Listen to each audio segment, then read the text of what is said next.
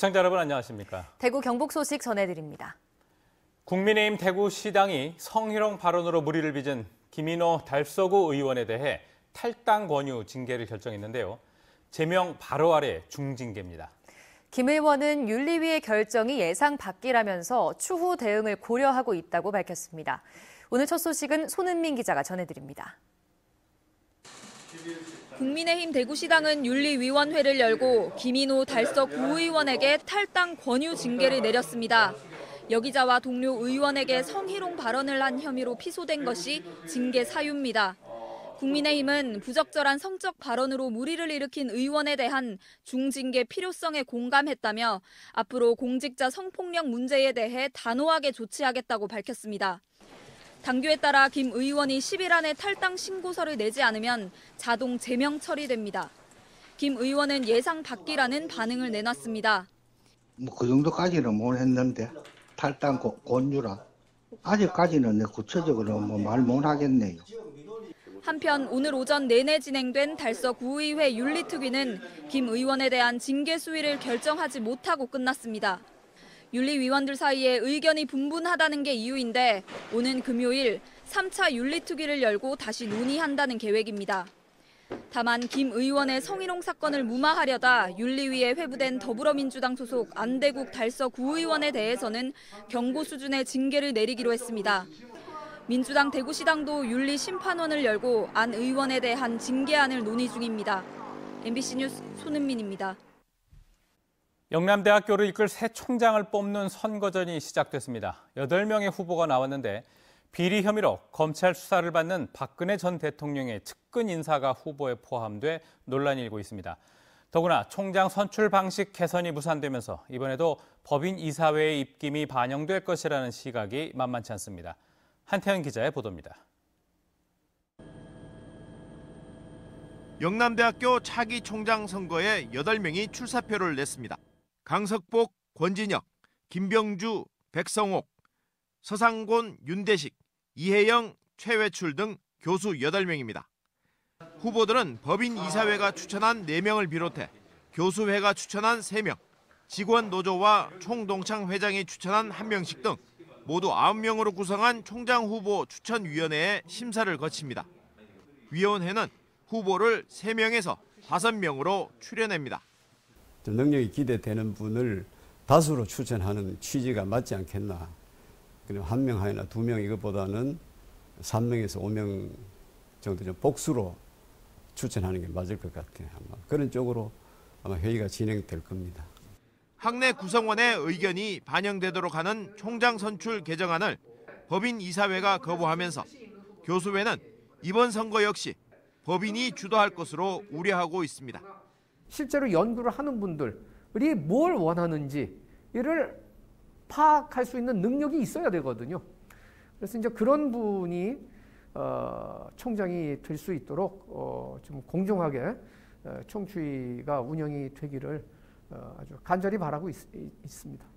특히 박근혜 전 대통령 최측근으로 분류되는 최외출 교수가 검찰 수사를 받는 가운데 출마해 논란은 더 커지고 있습니다. 우리들이 뭘 할 수 있는 게 없다라는 것에서 오는 무력감, 이런 것을 호소하는 교내 구성원들이 지금 많이 있고 방관자로 지금 구경을 하고 있는 셈이거든요. 내년 2월 임기를 시작하는 차기 영남대학교 총장은 법인 이사회를 통해 다음 달 16일 선출됩니다. 학내 구성원들이 참여하는 방식의 개정안이 통과되지 못한 선출 방식에서 어떤 후보가 선출될지 주목됩니다. MBC 뉴스 한태현입니다. 민주노총이 정부와 여당이 추진하는 노동법 개정 저지와 전태일 3법 쟁취를 위한 총파업에 들어갔습니다. 수도권에서 코로나 환자가 속출하고 그 여파가 지역에도 미치는 상황에서 집회를 강행하는 게 적절하냐는 논란도 있는데요. 이런 부담에도 불구하고 파업을 강행할 수밖에 없다는 게 노동계의 이야기입니다. 이상원 기자입니다.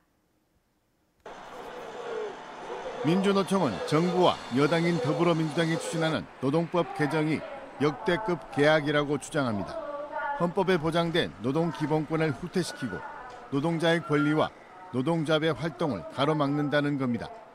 어떤 활동도 할 수 없게끔 테이블에 앉아서 고분고분 말만 잘 듣는 노동조합, 무늬만 있는 노동조합을 만들고자 하는 문재인 정부. 노동자가 인간답게 살기 위해서 지켜왔던 모든 것들을 다시 우린 지키고자 합니다. 매년 2,000명씩 산업재해로 숨지는 죽음의 행렬을 막기 위해서 중대재해기업 처벌법을 포함한 이른바 전태일 3법 제정이 시급하다는 주장도 했습니다. 특히 더불어민주당이 경영 책임자에 대한 처벌이 제외된 산업안전보건법 개정안으로 밀어붙이려 하고 있다며 반드시 저지하겠다고 선언했습니다. 시민사회단체와 진보정당들까지 중대재해기업처벌법은 노동자들의 목숨과 직결된 하루가 시급한 법안임에 동의하고 힘을 모아내었다. 그러나 더불어민주당 최고위원회에서 당론 채택은 없었고 29, 30일 1박 2일 1차 총파업 총력투쟁 그리고 12월 2일, 3일 1박 2일 서울 상경투쟁을 중심으로 어쨌든가 노동법 개혁을 막아내기 위한 민주노총 차원의 총파업을 지금 진행하고 있는 중입니다. 민주노총 대구지역 본부는 모든 집회를 코로나19 방역 수칙을 지키면서 진행하겠다고 밝혔습니다. 산하건설노조, 금속노조를 중심으로 파업투쟁을 하고 정기국회가 마무리되는 다음 달 9일까지 모든 조합원이 참여하는 총력투쟁을 이어갈 예정입니다. MBC 뉴스 이상원입니다. 안동시 의원들이 퇴직한 행정공무원과 경찰관이 만든 친목단체에 예산을 지원하는 조례를 만들려다 특혜성 논란이 일자 무산시켰는데요. 하지만 상위법이 올해 국회 문턱을 넘으면서 지자체의 조례 제정 없이도 당장 내년부터 이들 단체에 대한 지원이 가능해졌습니다. 엄지원 기자가 취재했습니다. 안동시청 정문 앞 피켓을 든 사람들이 늘어서 있습니다. 안동시의회에서 퇴직 행정공무원과 경찰관들의 친목단체인 행정동우회, 재향경우회에 예산 지원을 위한 조례 제정 움직임이 일자 며칠 전부터 시위를 이어가고 있습니다. 연금을 받는 퇴직 공무원 단체에 굳이 조례까지 만들어서 선심성, 특혜성 지원하는 그런 조례안을 발의하는 것을 시민들의 눈으로 봤을 때는 절대 용납할 수 없는 이야기죠. 반대 여론이 거세지자 안동시의원들은 조례안 상정을 보류시켰지만 논란은 아직 종식되지 않았습니다. 안동시는 내년도 본예산에 행정동우회 1,000만 원, 경우회에는 300만 원을 편성해 의회의 예산 심사를 앞두고 있기 때문입니다. 근거가 되는 상위 법령인 지방행정동우회법과 경우회법 재개정이 올해 국회 문턱을 넘으면서 조례 없이도 지방의회만 통과하면 예산 집행이 가능해졌습니다. 경북에만 문경과 상주, 의성, 예천 등 11개 시군이 슬그머니 예산 편성을 마치고 선배 공무원 챙기기에 나서고 있습니다. 명목은 공익활동을 위한 사업비 지원입니다. 공익을 위해서 하는 거기 때문에 예산 자체가 이제 총선 선도하고 그런 시기이기 때문에 행정동호회도 이제 관광 홍보라든가 저희 이제 환경정화 활동 있잖아요. 관광지, 주요 관광지. 네. 그런 활동하시는데 이제 쓰시거든요. 코로나19 여파로 날로 어려워지는 서민경제. 퇴직 공무원들의 친목 모임까지 국민 혈세를 지원하는 움직임이 현실화되면서 시민들의 허탈감은 커져가고 있습니다. MBC 뉴스 엄지연입니다. 경주 시내버스 회사가 재정지원금을 멋대로 집행한 것으로 드러났습니다. 시민 세금을 부적정하게 쓴 게 한두 가지가 아니었습니다. 코로나19로 적자가 났다면서 보조금은 더 타내고는 대표와 임원 급여를 배로 올렸습니다. 김기영 기자입니다. 경주시는 최근 새천년 미소의 재정지원금을 지도 점검하고 결과를 시의회에 보고했습니다. 문제점은 크게 11가지가 확인됐습니다. 올해 보조금으로 작년치 유류비와 차량 유지비, 임차료를 지급해 보조금 집행 규정을 어겼고 대표이사와 임원급여를 지나치게 올려 회사 부담을 가중시켰습니다. 대표이사의 연봉은 지난해 1억 5천만 원에서 올해 2억 7천만 원으로 배 가까이 올렸고 전무이사는 6천만 원에서 1억 8천만 원으로 대표이사의 부인인 부사장도 배 이상 올렸습니다. 게다가 전 대표이사를 2년간 고문으로 임명해 경주시가 인건비 절감 차원에서 직위를 없애라고 시정 조치했습니다. 전 대표이사 유모 씨를 고문으로 임명하고 현재까지 급여 및 상여금을 지급하여 총 1억 4,850만 원을 집행하여 회사 경영에 악영향을 끼친과 동시에 차량 정비 부품도 비교 견적하지 않고 25%나 비싸게 특정 회사 제품을 구매했습니다. 부당 과다 납품해서 기업들이 제일 많이 쓰는 아주 나쁜 이중거래라는 거죠. 여기다가 그냥 시정 이렇게 해놨습니다. 이것은 지금 행정 조치가 이래가는 안 됩니다. 이거 세무서에 신고하든지. 보조금 집행 절차도 어겼습니다. 올해 1월부터 8월까지 보조금 78억 원을 수익금 계좌로 이체해 사용하는 등 기본 중에 기본인 보조금을 부적정하게 쓴 것으로 드러났습니다. 새천년버스 대표에서 회사에서 보조금을 이렇게 지출 통장을 사용하지 않고 이관해서 쓴다. 삼짓돈이죠.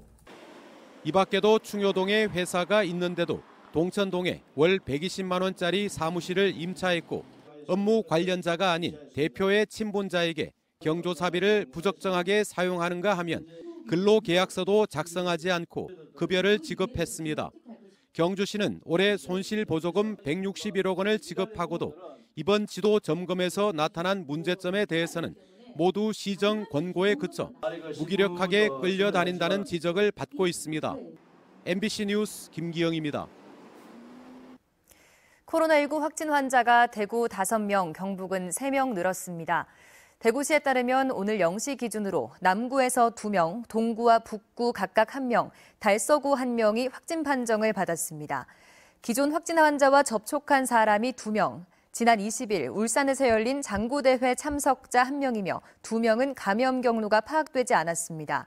경북에서는 김천대 학생 1명과 영주에 사는 기존 확진자 가족 1명, 그제 입국해 경산을 방문한 미국인 1명이 추가로 확진 판정을 받았습니다. 울릉도에 조업하러 온 제주도 어민이 코로나19 확진 판정을 받았습니다. 울릉군에 따르면 A씨는 코로나19 의심 증세를 보여 어제 울릉군 보건의료원에서 검사를 받은 결과 확진됐습니다. 울릉군은 A씨의 이동 과정에 접촉한 주민을 파악해 검사하고 보건의료원 등을 방역 소독했습니다. 소규모 집단 감염이 발생한 김천시가 고위험 시설인 노인 요양시설의 방역 실태를 점검했습니다. 김천시는 주간 보호시설과 재가 방문 요양시설 등 80개 노인 요양시설을 모두 돌면서 종사자와 이용자의 발열 체크 여부, 마스크 착용 실태, 소독 환기 같은 위생관리 실태를 살폈습니다.